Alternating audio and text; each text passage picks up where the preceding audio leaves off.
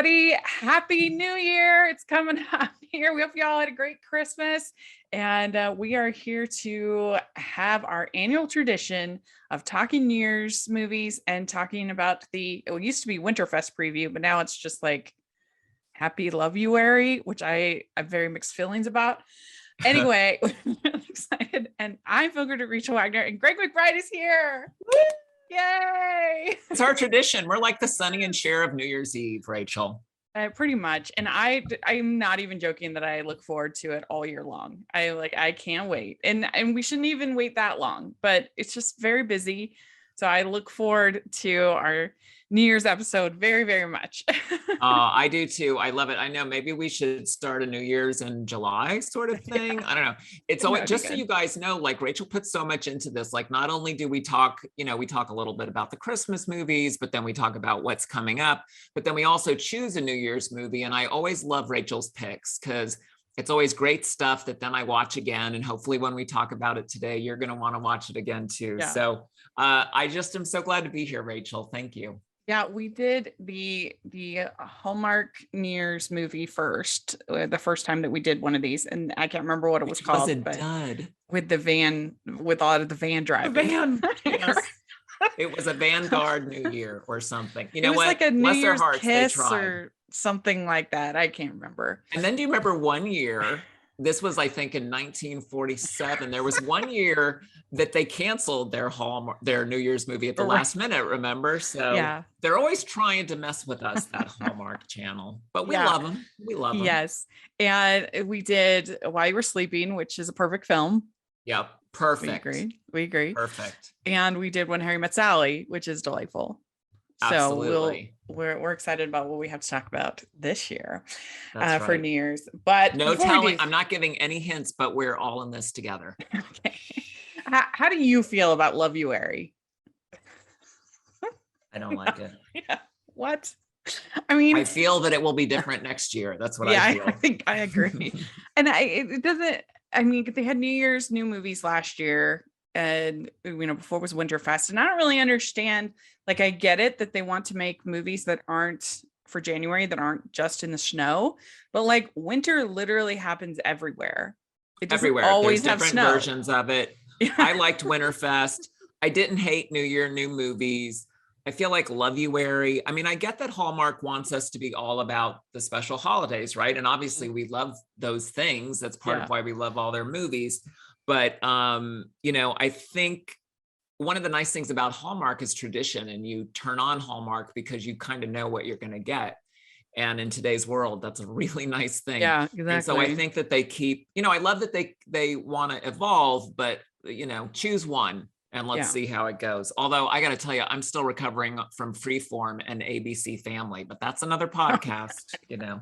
Sometimes if it ain't broke, don't fix it. That's what I say. Exactly. And I liked Winterfest. And just because you are making a lot of changes to Hallmark with the diversity and the content, and that's all great, doesn't mean you have to change everything. Like, there was some stuff that was working and that was fun and that we liked. And that's why we hung around and put up with the problematic elements, is because we liked all this other stuff.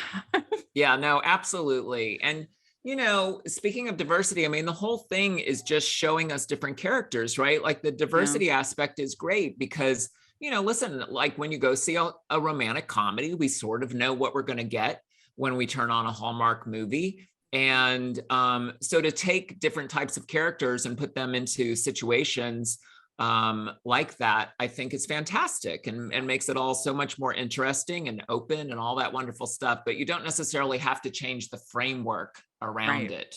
Yeah. And I think that probably gets a little confusing too nowadays, where you can go to other channels or other streamers that are imitating Hallmark. Yeah.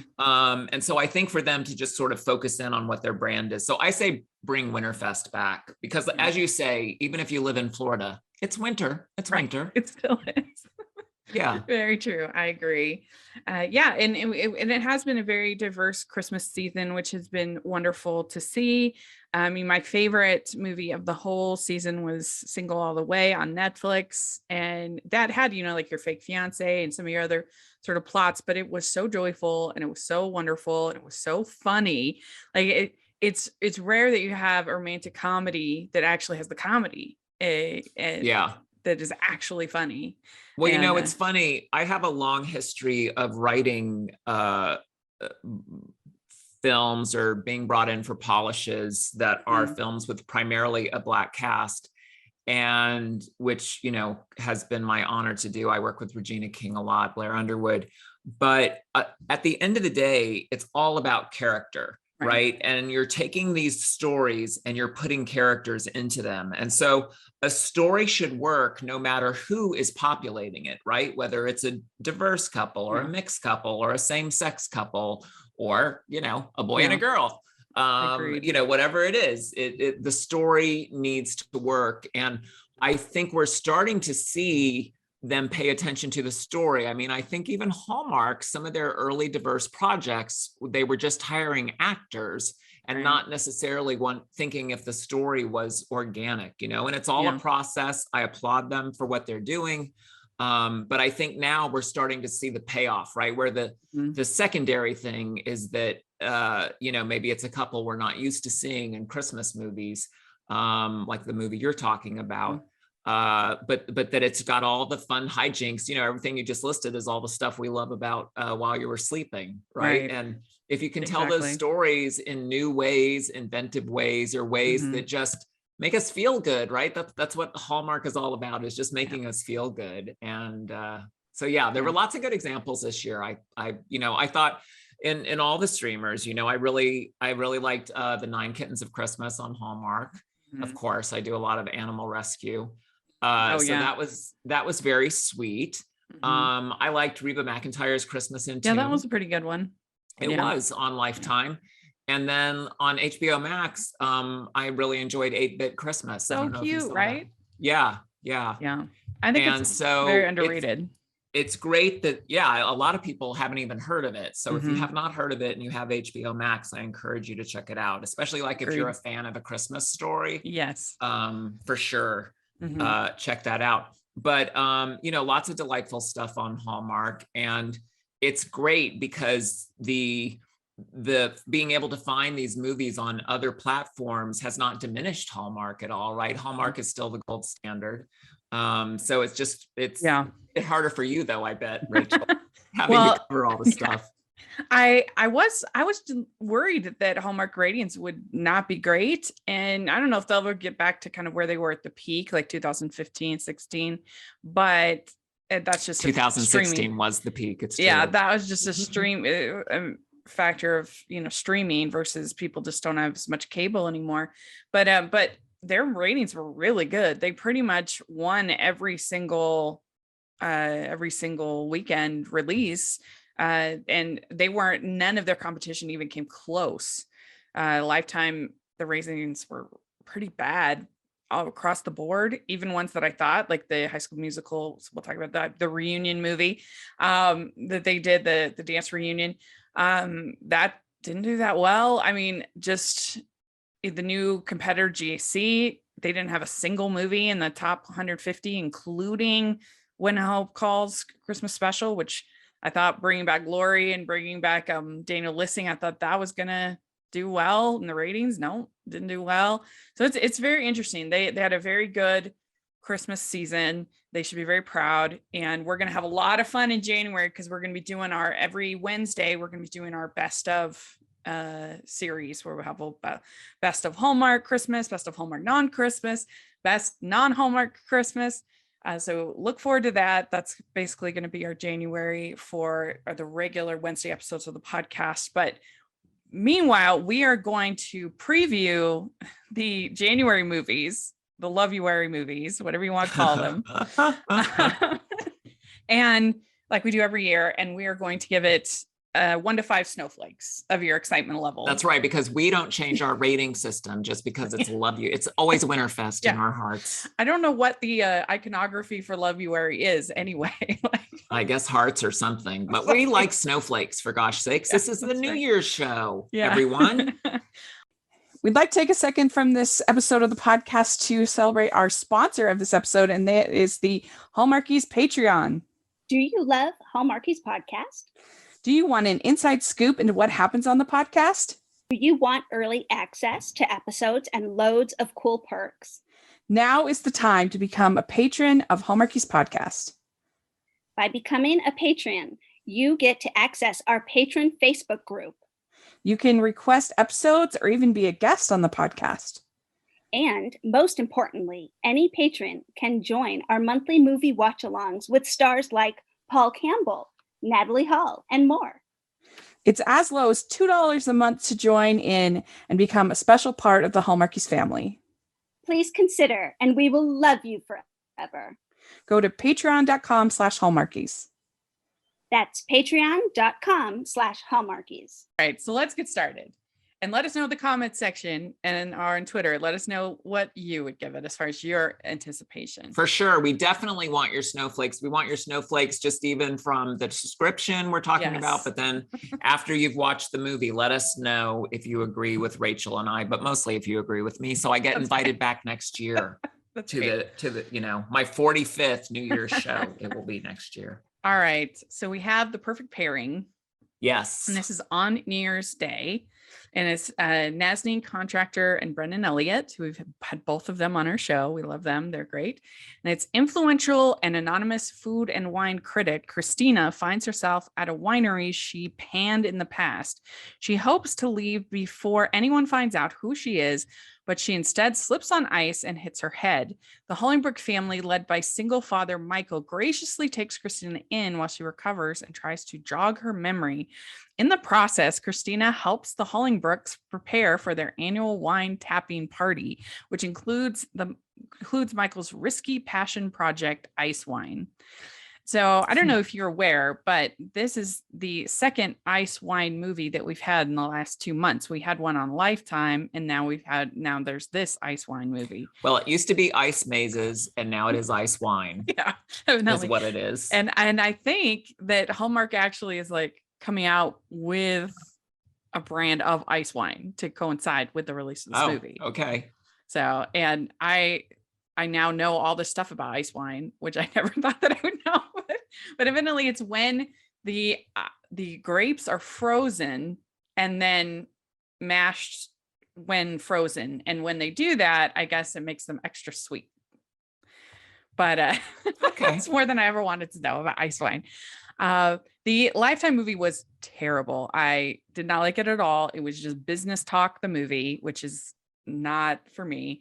And I didn't think they had any chemistry. It was not good, but this sounds bonkers. And Julie Sherman Wolfe did a rewrite on this, and she's one of my favorite writers. And so that makes me interested. I don't know. What's your first thought? You hear about this amnesia and ice wine. I mean, this to me is a blender movie, right? Take a little of this, take a little of that, slips on the ice, A Heavenly Christmas, take a little of that, all this, put it in the blender and shake it up. That being said, I cannot wait to see it because it's like if I put ice cream and more ice cream and more ice cream in my blender, it's all stuff I like. And so I'm kind of excited. Like you, I think the writer, we know she delivers. I think the cast is going to be great. And so I'm excited to see it. And also too, I love that they're having a premiere on New Year's Day. That'll be always fun. Kind of, can be a little sad because it really feels like the end of the holiday season. And so to have that to look forward to watch, I'm in. I'll jump in. I give it 4 snowflakes out of 5. Yeah, I agree. I think that they'll have pretty good chemistry. Brennan and Nazneen. I don't know. I feel like that's an unusual combo, but it seems like it will work good. And she's so gorgeous and talented. Just a little. Yeah. And I like a good amnesia story when it's done right. It can be really fun. I like the Christmas to Remember with Mira Sorvino and Cameron Matheson. That one's one of my favorites. Hopefully they don't give her a like family and fiance or boyfriend, whatever, to like that she's forgotten about, because that's just awkward. Yeah. Do that. Well, I'm not sure we should hold our breaths on that hope, but no, I agree. It has the amnesia has to happen carefully, especially now, right? Because we've seen it so many times. I mean, there was even an element of that in While You Were Sleeping. So It's True. not that we mind seeing some of these plots recycled, and I say that very reverently, because in romantic comedy, we've seen it all before. It's how we're going to see it again. But I do think there's enough elements here where, if handled well, it could be really fun, and it's normally, like, reading this description, I could think, oh gosh, we've seen that 1,000 times, again, sort of a blender movie.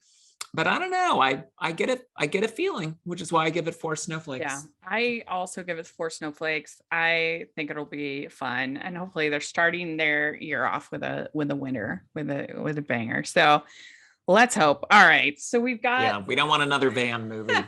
Yes, that's right.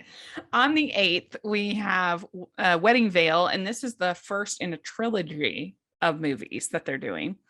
Yes, and it's got Lacey Chabert, Autumn Reeser, Alison Sweeney as our 3 leads, and then Kevin McGarry as the romantic lead. And it's the first installment of an enchanting new trilogy starring 3 of Hallmark's most beloved leading ladies as longtime college friends who discover a mysterious antique veil fabled to unite its bearer with her true love. After discovering a long-lost painting, museum curator Avery and successful new board member Peter investigate the artwork's origins as they plan a charity fundraiser to unveil its restoration. So what do you think of this whole idea of doing this trilogy? Well, I love the idea of a trilogy, and I think it's great that Hallmark is going down this path. For them, it's risky doing something like this. I think it's fun. And it may just be this write-up, but it feels like it could be a little convoluted to me. And I wish that it felt a little cleaner. Now, that being said, we can always count on Lacey. And this one is, I think, her story. Hers, yeah, of the 3. I think so too. I'm just guessing, but I think so. So, I have a little hesitation, but I like the idea of the trilogy. I really do. I think, just 3 stories that play off of and or build on each other, I think is really fun. But it sounds a little convoluted to me. Yeah, I can see that. And I was honestly like a teeny bit disappointed with the sister swap movies. They weren't, I still recommended them. They're not terrible, but I don't know. I felt like they leaned too much into the sister swap gimmick and didn't have like an actual, if you took away the sister swap part of it, the story of the movies were completely average and basic, in my opinion. So that was a little disappointing. So that makes me a little bit for these ones. But I hope that I hope that won't be the case and they'll be good. And I feel like Lacey Chabert and Kevin McGarry will have pretty good chemistry. I'm hopeful. And it kind of has a little bit of sort of Sisterhood of the Traveling Pants kind of vibes, a little bit maybe to me. I'm sure not by accident. That it's this veil as opposed to pants. So that will be interesting to see. I guess at least in this case, Lacey isn't inheriting anything, which has been like the last whole bunch of movies for her have been like literally the last movie for one of her movies in May, Sweet Carolina. She literally inherited children. So now we're getting to the point she's in her property, homes. So in this case, she's just a long lost. She discovers a long lost painting hopefully it'll be fun. I mean, I really do love Lacey and Autumn and Allison. I think they're great. It would have been a nice spot to include a person of color in that 3. I think that's a little of a missed opportunity, even though I love all 3 of them. But what are you gonna do? But I'm gonna give it a 3. And I will give it 3 snowflakes as well. Yeah, very good. All right. Then we have Love is Trending on the 15th, and it stars Jen Lilly, Christopher Russell, who've done a couple movies together, and it's Mackenzie Sullivan is a New York-based marketing executive struggling to keep her clients. When she returns home to a rural maple farm to help her best friend plan her wedding in just 2 weeks, Mackenzie learns the hard way that the love and support of family and true friends means more than she'd imagined. So, what's your thoughts on this? Well, being a teeny bit of an insider behind the scenes, I know that Hallmark has had a goal to break out of what some of us might call their stereotypical mold. And this does not seem like they've done that at all. It's, this to me, Love is Trending feels like Love is cookie cutter. So that's, great cast. Jen Lilly is wonderful. Listen, it's hard to judge something we haven't seen yet. And obviously, being such fans of Hallmark Channel, even when we are wary of something, we want them to prove us wrong, right? But it just, listen, I feel like it could be good, but it sounds a little cookie cutter to me. Yeah, I mean, and I don't love the title either. No, the title is cringy. And yeah, I don't know. I'm normally not a big wedding movie fan, Hallmark wedding movie fan. They usually just end up annoying me. But and I mean, I love Jen Lilly as a human. I think she's incredible, but she's been a little bit hit and miss lately as far as her Hallmark movies. She made one called Love Unleashed with Christopher Russell and the same director, Christopher Wolf, who I like all these people, but that movie was work. That movie was work to watch. It was not good. I don't know. This one doesn't sound great to me, but I'm still hopeful because of all the people involved that I hope it will be good. Maybe it will surprise me. She did another wedding movie called Yes, I Do, which I hated. No, Rachel doesn't. Is the subtitle of that movie. Yes, that's right. So I would give it a 2. All right. And can we give a half? I'm going to give it 2.5. You have. Okay. 2.5. The other half melted. Okay, good. All right. So then we have Butlers in Love. And every time I say that title, I just start to giggle because I think it's so ridiculous. Butlers in Love. It's people. I could hear it in the meeting now. People love Downton Abbey. Okay. What? Like, I think this is one of the ones that was it Jimmy Kimmel, that one of the ones he tried to sell. So this is written by Anna White, who is great. She's phenomenal. But I don't know. This just sounds so funny to me, ridiculous. Stacey Farber, Corey Cott, Maxwell Caulfield in a prestigious Butler Academy. Is that a thing? I'm not sure. I guess it is. Well, a prestigious one, sure. It's not in a rundown Butler Academy. No, it's in a prestigious one, Rachel. Come on. I mean, I guess butlers have to get trained somewhere. And is Emma passionate? This is what I wonder. Yeah, is she? In a prestigious Butler Academy, passionate Emma and rebellious Henry trained to become royal butlers, where the competition is fierce and sparks fly. So this is probably one of those where they don't get together in the end. They're I'm probably. Just guessing. I mean, if one is passionate and one is rebellious, come on, we can never make that work. They go on their way to their lives as butlers. I mean, I'll be honest. I didn't know that there were female butlers. I didn't. I don't. I've never seen a female butler in media. Get woke, Rachel. Come on. That's right. Anyone could bring us socks. Yeah, right.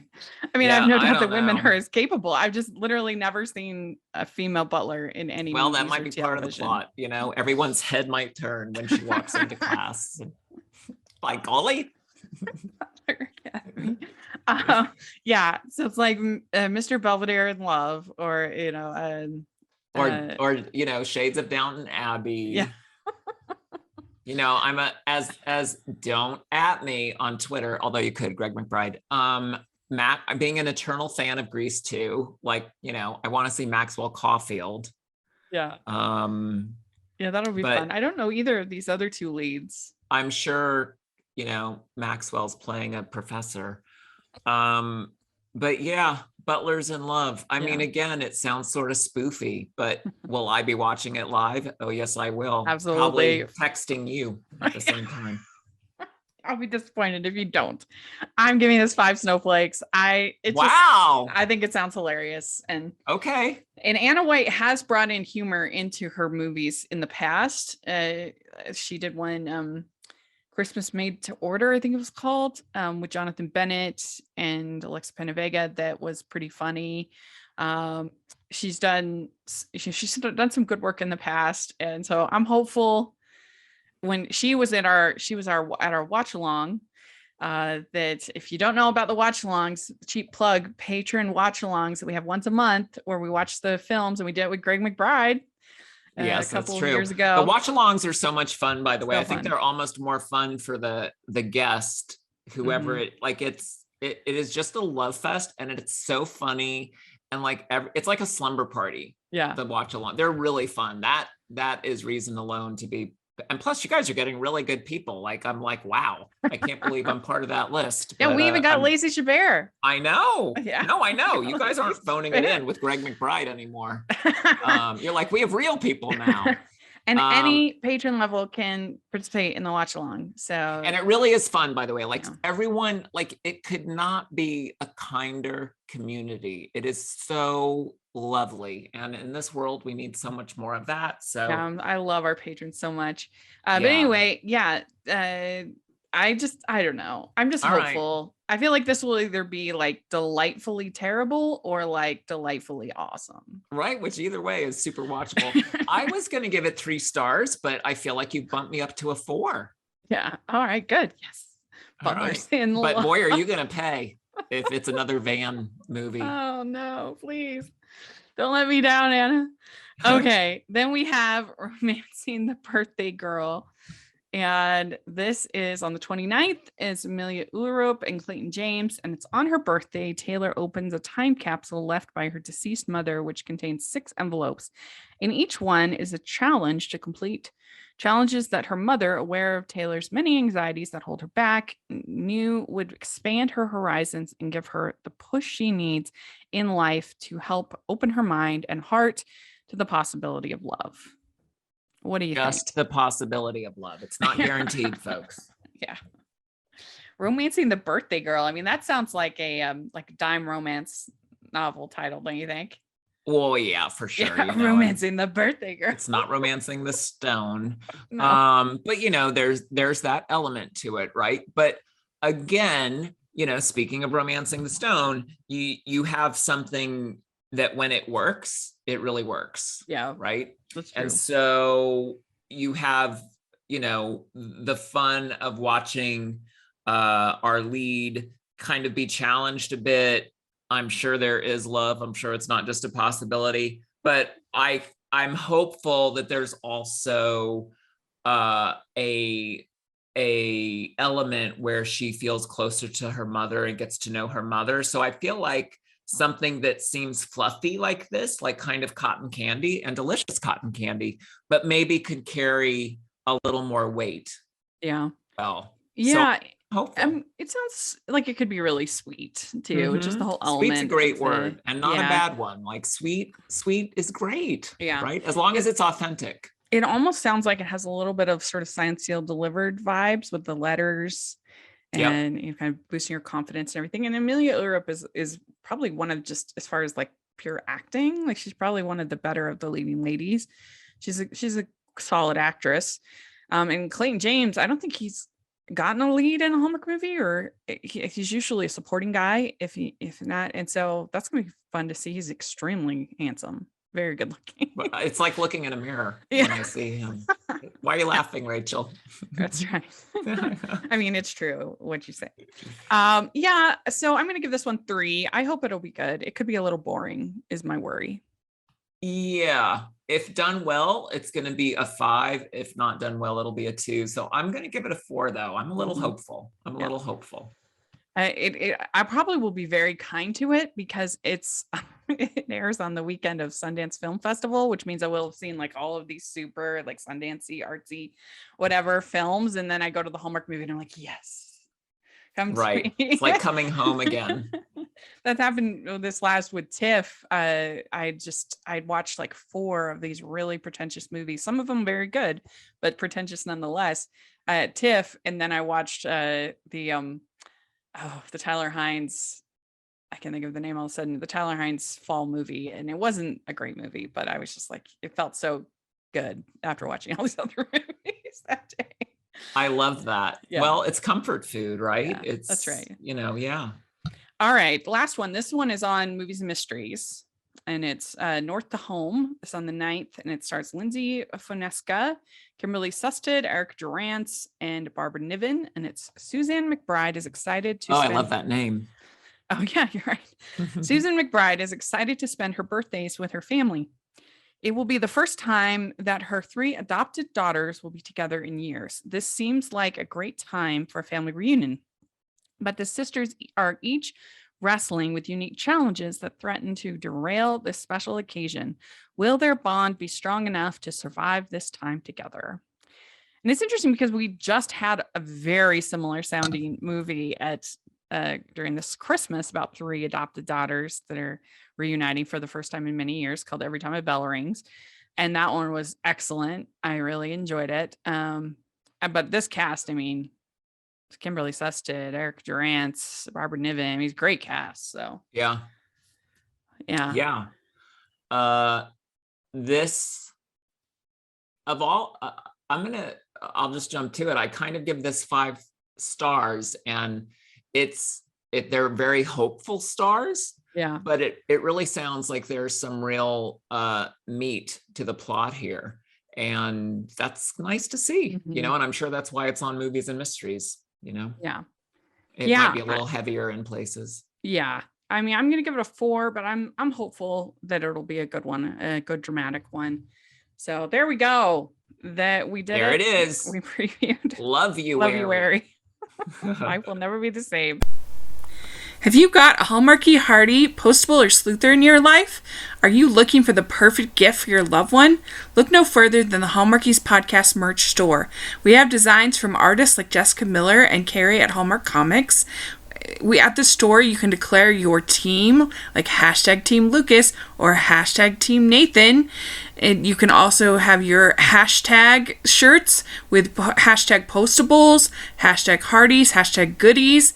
We've got the Love Me Like series where you can get designs such as Love Me Like Nick Loves Aurora.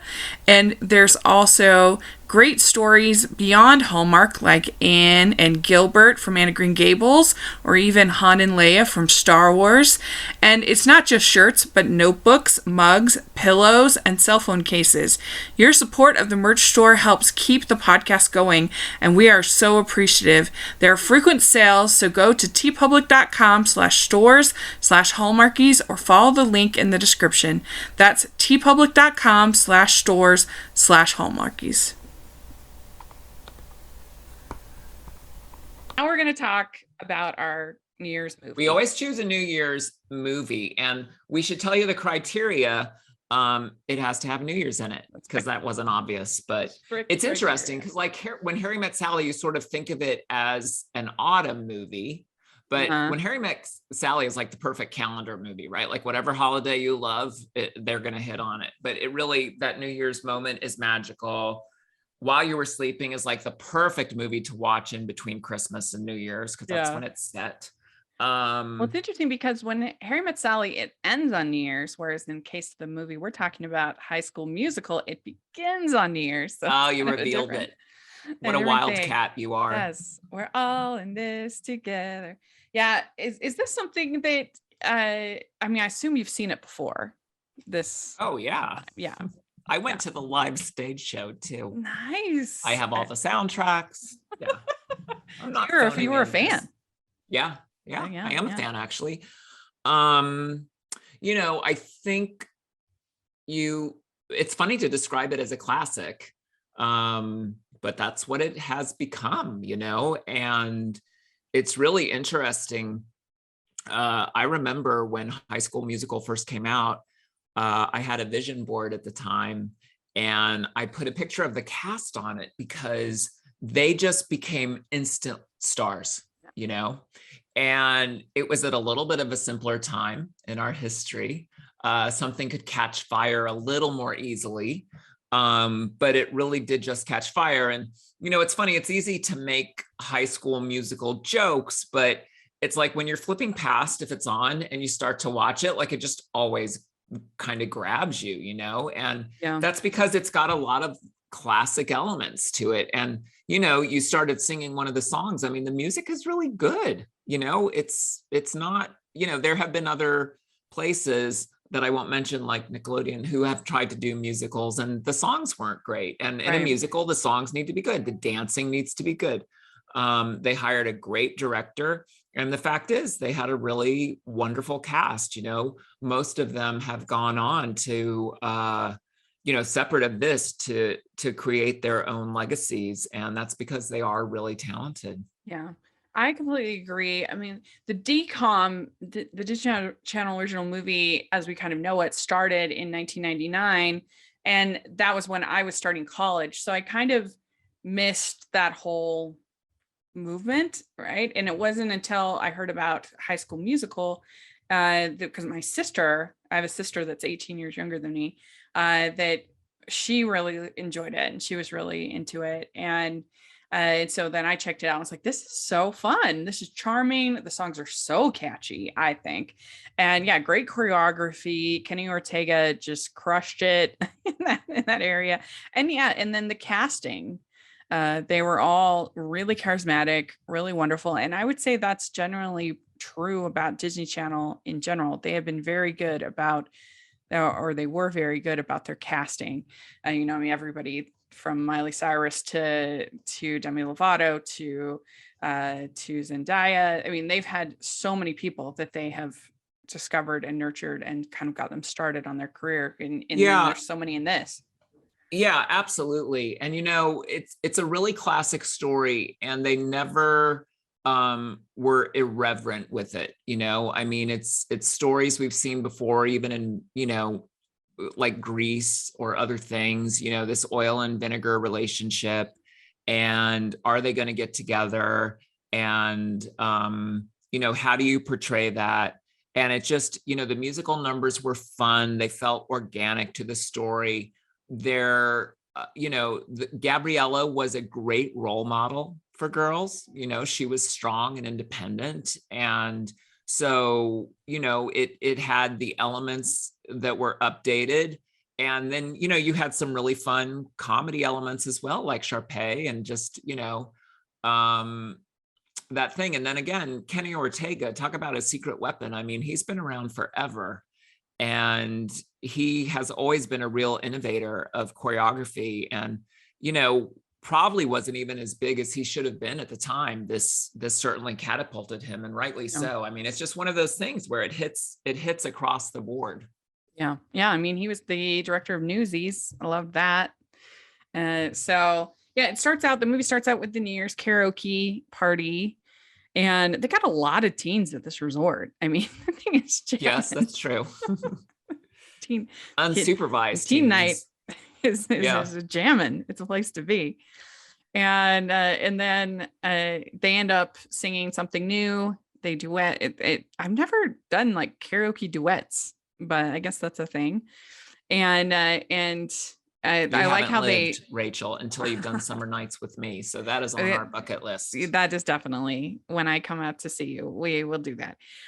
So they exchange numbers, and he says, singing with you was the most fun I had on this entire vacation. And it turns out, just like in Greece, they are actually attending the same high school, and they pretend that it's Albuquerque, but that's false. It's all filmed at Salt Lake, which is very fun. If you came out to visit me, I would take you on a High School Musical tour. We could go we're changing that if to when. Yeah, that's right. I can show you the East High. I mean, that's most of the tour. The East High is real. That's like the Grease tour too in LA. It's the high school. Yeah, it's not that exciting. But yeah, I mean, I would say the only kind of weird casting, I think, is probably Monique Coleman as Taylor. She just looks so much older than everybody else. I think she was like 6 years older than everybody else. But That's kind of almost a trope in these movies, high school movies. Yeah, I mean, look at the original cast of 90210, right? That Right. happened there too. So, that's going to happen. But again, just the energy that was in the movie, is just it's very exciting, and you want them to get together, and the end number, you just really feel it. I remember being so excited for the sequel, and just it really started a great legacy, and now is part of the vernacular. Even people that haven't seen it know what it is, and boy, what a testament. But it is a really fun New Year's movie to watch. Yeah.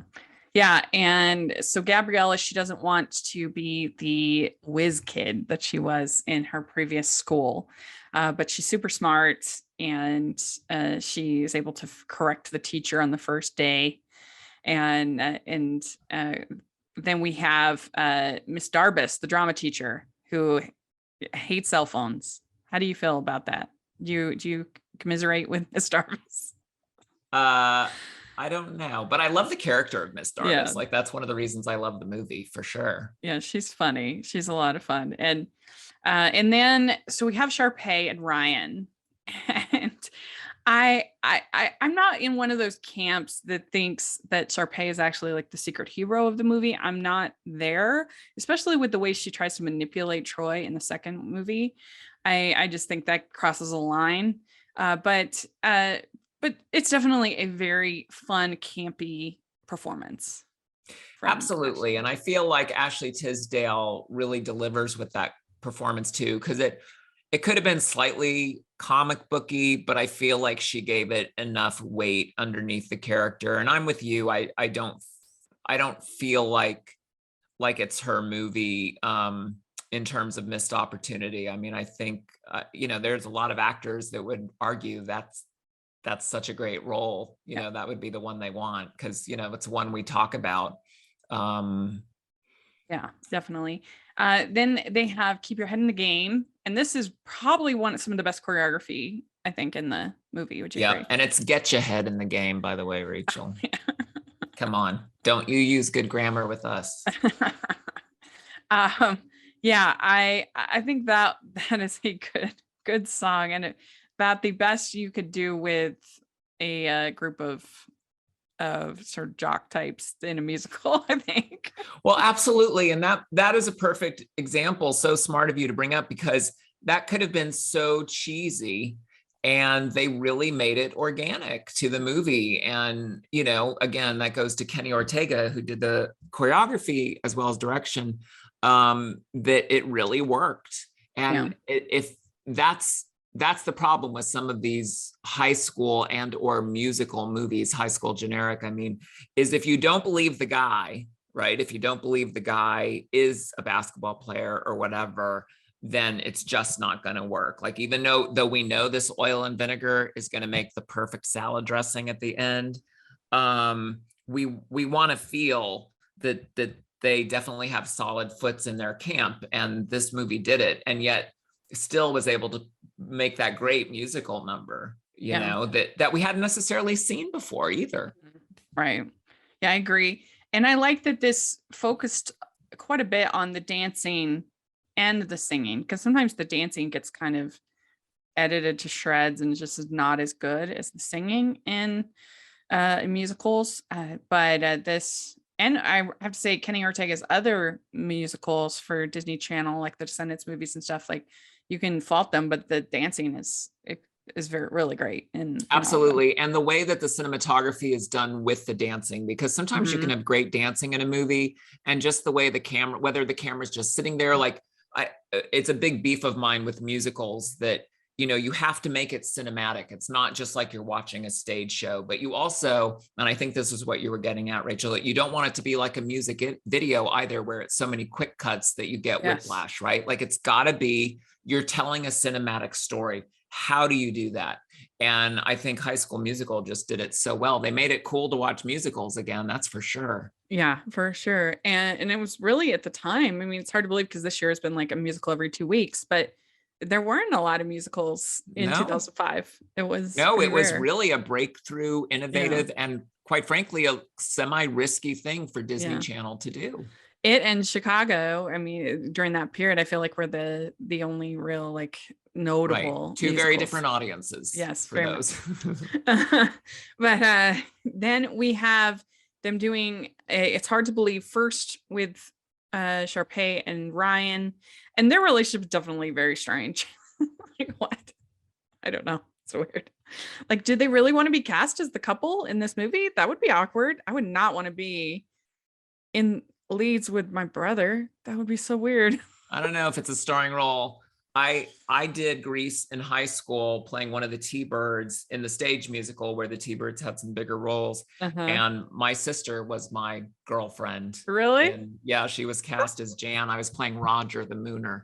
And yeah, so it made for some good jokes, but it was fine. Yeah. Well, so then they want to be stars. So I think that's believable. Yeah. So then Troy and Gabrielle sing the song a little bit slower pitch with Kelsey, and Kelsey's like the true star of this movie. I mean, she's in high school and she wrote all these amazing songs, and she's like, she's amazing. So I feel like she's the underdog of the movie.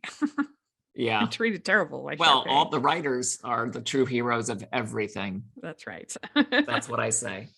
Yes. And so then they get the callbacks, and Sharpay freaks out, and she says, I've already picked out the colors for my dressing room.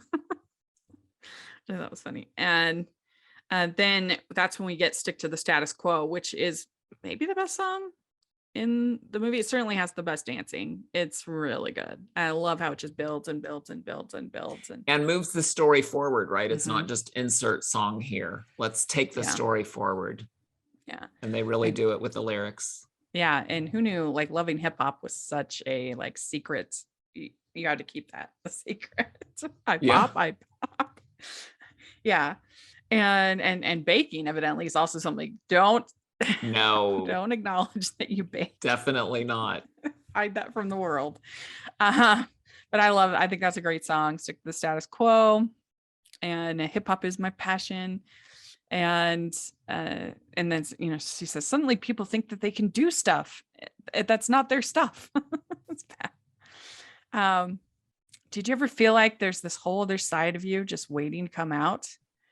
Sometimes I don't want to be the basketball guy. I want to be the guy. So that's a Troy. And I like how this high school has like this little menagerie or whatever up on the roof. I wish my high school had that. Yeah, that would have been fun. That would have been fun. Very romantic. And so we also have Ryan and Sharpay continues to spy on Gabriella and Troy. And then we get a fight between Troy and his dad. And he says, did you ever think I could be both? And it's good. I mean, I really like, it's a good, it's a good message. Like, why do we have to put ourselves in these boxes? Yep. So still relevant. Troy and his dad. And then Sharpay says, we need to save our show from people who don't know a Tony Award from a Tony Hawk. That's good. And they kind of, the Scholastic Decathlon and the basketball team join forces to try to basically break up Troy and Gabriella. And they have it streaming, Troy saying that Gabrielle is not important. I don't want to do the show, blah, blah, blah, blah, blah. And so then, of course, Gabrielle is very upset. And so Troy apologizes, and it's all, and I'm glad they didn't like overplay that and make it too much, because that annoys me. Yep. Yeah. They kept it moving, which was good. And then we get Troy and Gabriella singing Soaring, and Sharpay and Ryan hear them. And that's when they get Miss Darbus to schedule having the callbacks the night of the big game. Because everything is happening on this night. The Scholastic Decathlon is happening on the night. The big game is happening on the night, and the callbacks. And so then we get Sharpay and Ryan singing Bop to the Top, which is a kind of a fun song. And basically they figured out that if they're able to stop the game by making the, what did they call it? The game board stop, then they can go and they can stop the decathlon by messing up making it smell. Anyway, they can do their audition and still be able to do the game. So this whole scheme, and they sing Soaring again. And he says to Gabriella, "Look at me like the first time we sang together." And they crush it. And not only do they do their audition, but the entire audience for the whole bleachers are now the audience for the audition. So funny how that worked out. Yeah, they were, and they win the game, and that's when we're all in this together at the end. So fun, which is a great song too. Yeah, really fun. And I just think they did such a good job of getting really catchy tunes, a very likable cast, and that's almost like the plot is almost inconsequential. Like, it's fine, it does the job, but what's this movie is not about the plot. This movie is about the songs and the cast. Well, it's everything working in synergy. And speaking of the plot, yes, it's tried and true, but as you noted earlier, they keep it moving. They don't get too hung up on something. And even Sharpay, they could have given us a little too much of her, and instead it was just the right mix. So yeah, no, it was great. Here is a fun fact. Did Zac Efron sing his singing parts in the original High School Musical? He did not. Shocking, right? Rachel knows. I did. You are correct. I did know that, but not for a long time. Yeah, it was Drew Seeley who did his singing voice, and of course we love Drew. He's great. But yeah, that they did a pretty good job though. They did. Yeah, no, it's hard to tell even when you know. Mm-hmm. So we got a lot of comments. I asked on our Twitter what people thought of this one, and I have some responses. And our friend Ann says, "It gave me all the feels, and as a brown girl, I was overjoyed to see Gabriella get the lead guy and not Sharpay. As a high schooler myself at the time, it felt like my first time seeing that." And ODK Corinne says, "As a grown adult, I had a birthday party where I had my friends go to see High School Musical 3 in the theater when it premiered. It was an excellent birthday." Yeah, sounds great to me. Yeah. Cynthia Simmons says, "I still need to see it. I just knew my kids would watch it with me, but no go so far." Come on, Simmons kids, get with it. You can watch it without them too. We won't tell. SJH Canada says Sharpay was the real hero. And then Aragorn says, "I had a High School Musical themed birthday party." So that seems to be a theme. Nice. Yeah, it's a delightful romp. Tom Cersei says, "Love it. I think the third one is my favorite. I still have to watch the Sharpay spinoff." Yeah, I haven't seen that actually either. Let's see here. Ray J. Everham says, "I've always enjoyed it. In my opinion, the third one is the absolute best plot-wise and song-wise." That's a hot take. A lot of love it's great. And Tani says, "I was in high school when this aired, so it was all the rage for my class. As a Bollywood fan, I absolutely love the cheesiness of it." And Michelle Benson says, "I think it is a rare, perfect DCOM movie. Actors, songs, choreography, all on point." So there we go. Lots of great comments. Very positive. Yes. Very positive. So let us know what you think of High School Musical. Do you think it's fun? Do you enjoy it? Do you not? Do you like watch it? Do you watch it it annually? Do you watch it on New Year's? And let us know which of the three was your favorite. And have you had a High School Musical themed birthday party? Let us know. That's a good one too. Yeah, we want to know. And if you did, we want to see a picture. Yeah, that's right. Yeah. So Greg, where can people follow you on social media and all that fun stuff? People can find me on Twitter and Instagram at my name, Gregg McBride, GreggMcBride. And I would love for you to follow me. I do a lot of animal rescue work, so I can guarantee you cute kittens. And nice. I truly have the cutest dog on the planet. Rachel will back me up on that one. And no shade on anyone else's dog. And yeah, and I have a lot of exciting things happening this year. So join me. Yeah. Do you have an announcement that you wanted? I do. Well, first of all, I have to tell you, Rachel, that long gestating horror movie looks like it's finally going to go into production this year. Yay. So you better Rotten Tomatoes that well. I will bribe you. So I'm really excited about that because it's going to be super scary, but also super fun. And they're talking about it as a feature. So I'll keep you posted on that. Great. Working on another Christmas movie. Can't say anything more than that. And then the thing I'm really most excited about, I don't know if my background, but I have a new children's book that is going to be coming out this spring called Byron, the Bee Who Couldn't.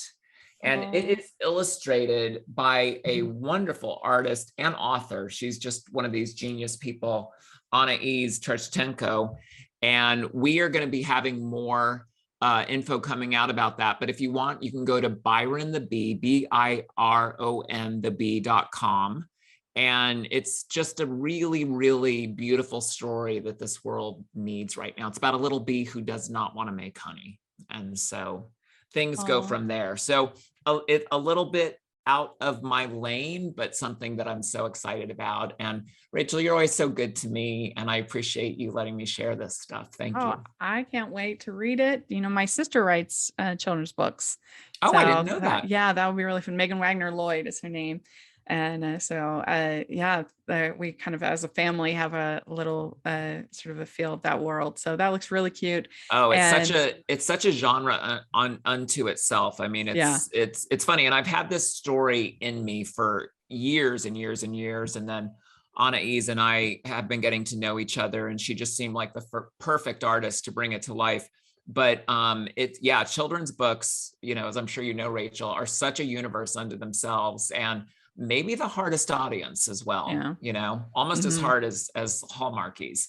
But you know, you can't, it's got to be authentic, you know, it's got to be really sincere and authentic. So I'm very excited about that, and maybe we'll come back on and definitely tell you a little more about it. We'll give you the buzz. That's great. I'm excited. Yeah, there's lots of good bee puns, so we'll have fun with that.